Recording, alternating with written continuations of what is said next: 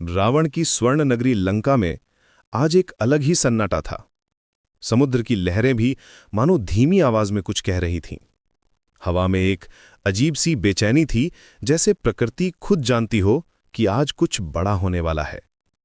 अशोक वाटिका में माता सीता अपने दुखों में डूबी हुई थीं और उधर हनुमान जी का हृदय क्रोध से भर रहा था।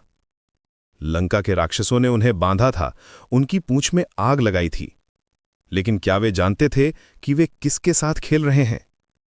हनुमान जी, जो पवन पुत्र हैं, जिनके अंदर भगवान राम की शक्ति बसी है। आज लंका को पता चलने वाला था कि राम भक्त की शक्ति क्या होती है। जब राक्षसों ने हनुमान जी की पूंछ में आग लगाई तो उन्होंने सोचा था कि वे एक बंदर को सजा दे रहे हैं, लेकिन हनुमान जी मुस्कुराए। उनकी आंखों में एक अलग ही चमक थी। वे जानते थे कि ये आग उनका कुछ नहीं बिगाड़ सकती। उन्होंने अपना रूप बढ़ाया, रस्सियों को तोड़ा और एक पल में ही राक्षसों के बीच से निकल गए। अब वे लंका की छतों पर कूद रहे थे, एक इमारत से दूसरी इमारत पर। उनकी पूंछ में जलती हुई आग लंका के हर कोने को छू रही थी। सोने से बने महल, हीरे जवाहरात से सजी इमारतें, सब कुछ इस पवित्र अग्नि के सामने धूल बन रहा था। ये कोई साधारण आग नहीं थी, ये धर्म की आग थी, न्याय की आग थी। लंका की सुनहरी इमारतें एक के बाद एक जलने लगीं।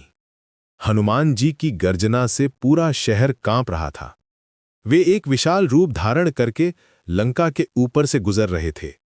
उनकी पूंछ की आग ने रावण के महल की दीवारों को छुआ और वे भी जलने लगीं। राक्षस भागे जा रहे थे, चीख रहे थे, लेकिन ये आग केवल अधर्म को जला रही थी। माता सीता जहां बैठी थीं, वहां आग का एक कण भी नहीं पहुंचा। अशोक वाटिका में एक भी पत्ता नहीं जला। ये चमत्कार था, ये हनुमान जी की भक्ति का प्रमाण था। आग जानती थी कि किसे जलाना है और किसे बचाना है। पूरी लंका में आग की लपटें नाच रही थीं, लेकिन माता सीता के आसपास शांति का एक वृत्त था। रावण अपने सिंहासन पर बैठा ये सब देख रहा था। उसकी आंखों में डर था, गुस्सा था, लेकिन सबसे ज्यादा हैरानी थी। वह समझ नहीं पा रहा था कि ये कैसे हो रहा है। उसकी अजेय लंका, जिसे देवता भी नहीं हिला सकते थे, एक बंदर के सामने धूल में मिल रही थी। हनुमान जी ने अपना काम पूरा किया था। वे जानते थे कि ये केवल शुरुआत है।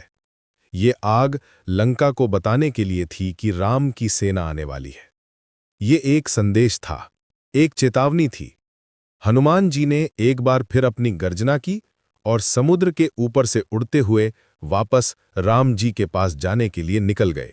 पीछे छोड़ गए जलती हुई लंका, जो अब राख बन रही थी।